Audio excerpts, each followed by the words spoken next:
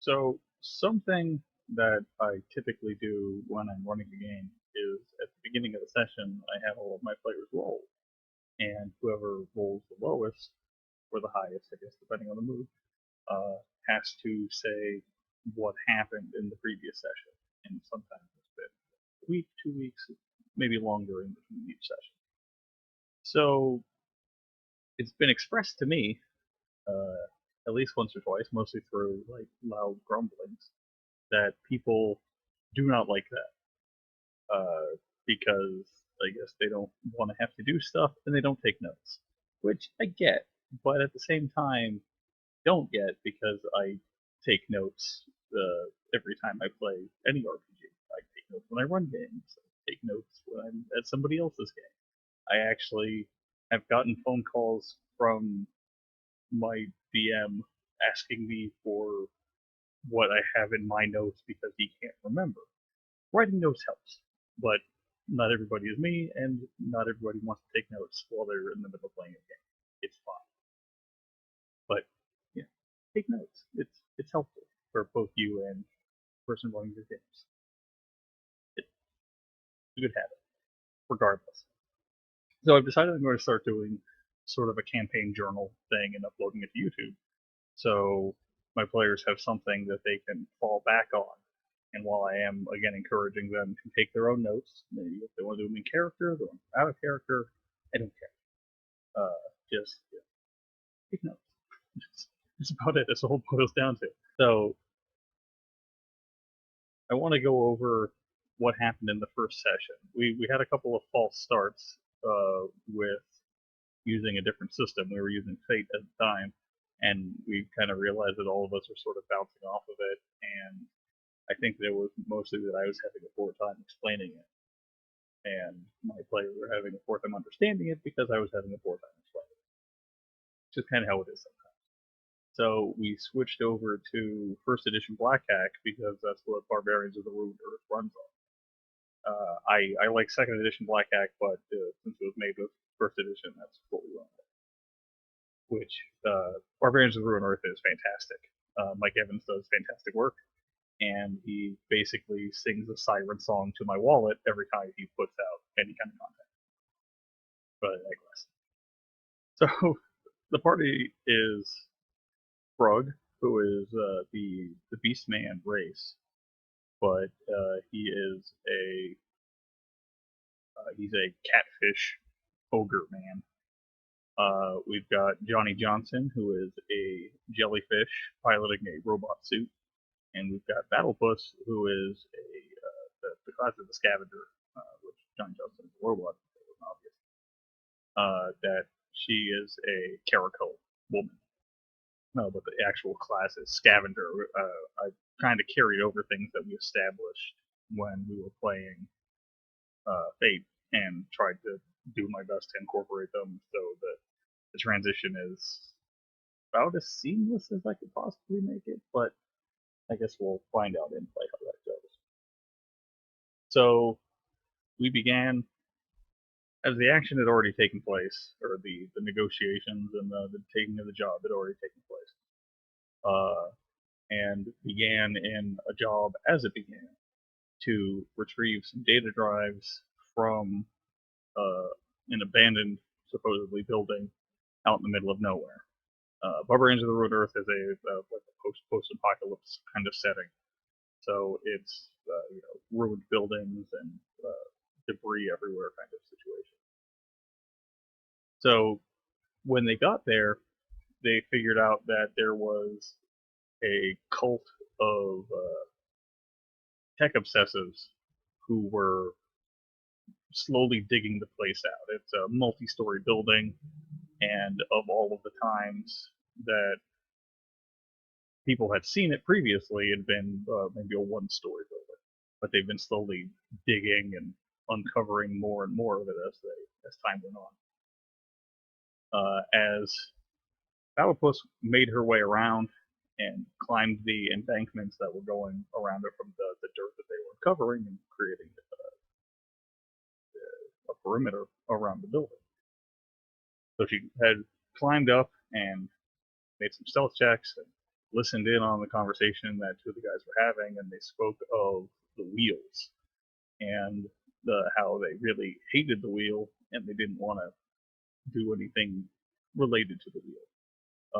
She kind of assumed that the reason that they were talking about the wheel was that they had extremely jacked legs, presumably from walking on a wheel for extended periods of time. When she went back to the party to relay the information that she had gained, Johnny Johnson was entranced by the concept of the wheel and decided that he also wanted to have giant jacked legs.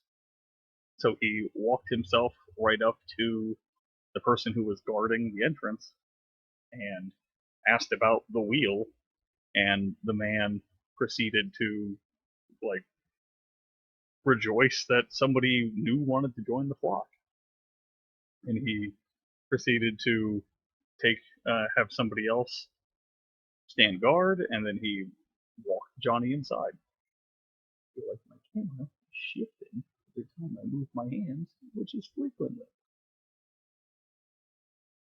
So Johnny went inside, followed with this guy who was. They were all wearing this kind of tattered robes with circuit board or sharpened circuit board knives or spears in their possession as weapons.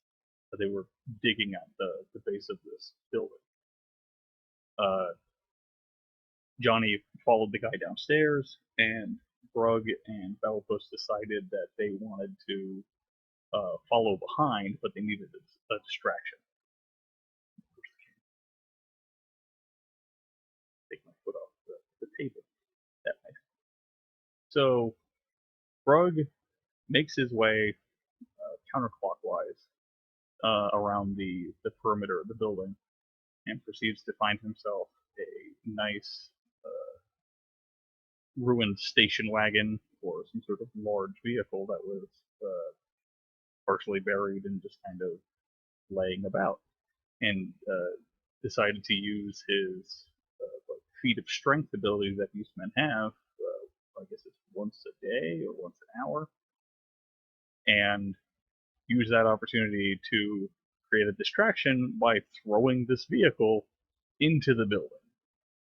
And during the chaos of all of the cultists running and trying to find out what that noise was, Bowpuss ran inside and followed behind, and Brug kind of went the opposite direction.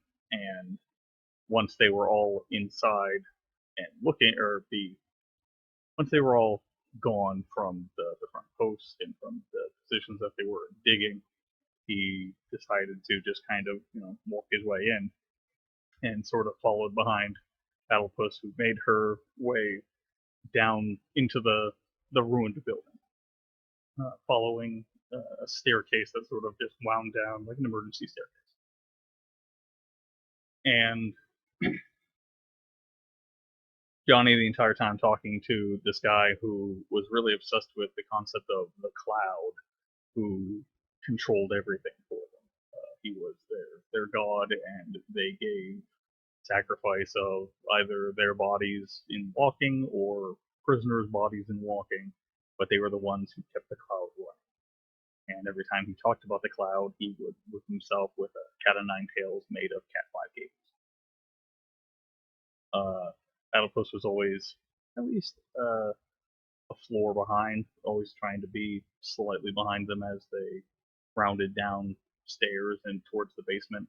And Brug just kind of took his sweet time, breaking lights as he went, sort of like they were candles that he would lick his fingers and then smash the LED like twinkle lights that were running down the length of the stairs. And so it took him a little while longer than anybody else to get down the steps because he was just taking his sweet time. While he was in the process of going down the steps, somebody came running down to presumably report the vehicle that went slamming into the side of the building so they could report to whoever was in charge that there was something going on. Who he then ran into Brug And in the darkness, because all the twinkle lights were smashed, he couldn't see what the hell was going on, and Brug decided to help him get down the stairs faster and just sort of threw him over the edge. He just straight down and crumpled in a mass on the ground.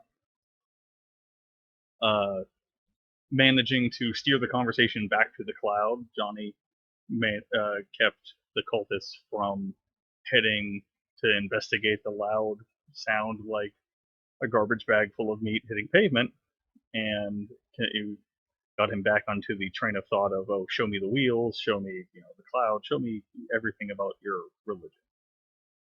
And the guy was very happy to do so. Battlepuss took the what were remains of the robes so she could try to blend in, kept her tail up and in so nobody would see it. And we ended the session with Johnny talking to the cultist leader to learn more about the cloud and to see if they could find anything about the data drives that he is supposed to be taking.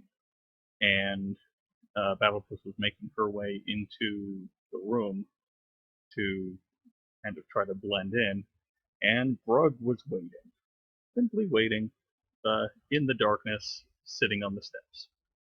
And that was pretty much it for the first session. It was we kind of covered all the bases of the Black Hack as a system, which is one of my favorites. It's nice and simple, and it's very flexible. That it can you can kind of run anything with it. That there's acts from 60s beach movies to cyberpunk. You can really, and you can mix and match things if you want to. If you want to have a cyberpunk day at the beach in the where a bunch of hoods are trying to close down the rec center that you and your friends hang in, you could. It's easy. But yeah, that's pretty much it. So hopefully this helps my players to kind of refresh their memories. I'm hoping to do this maybe directly after the session, so it's fresh in my mind and not 2 weeks after the fact, the day before. But we'll see how it goes. Bye.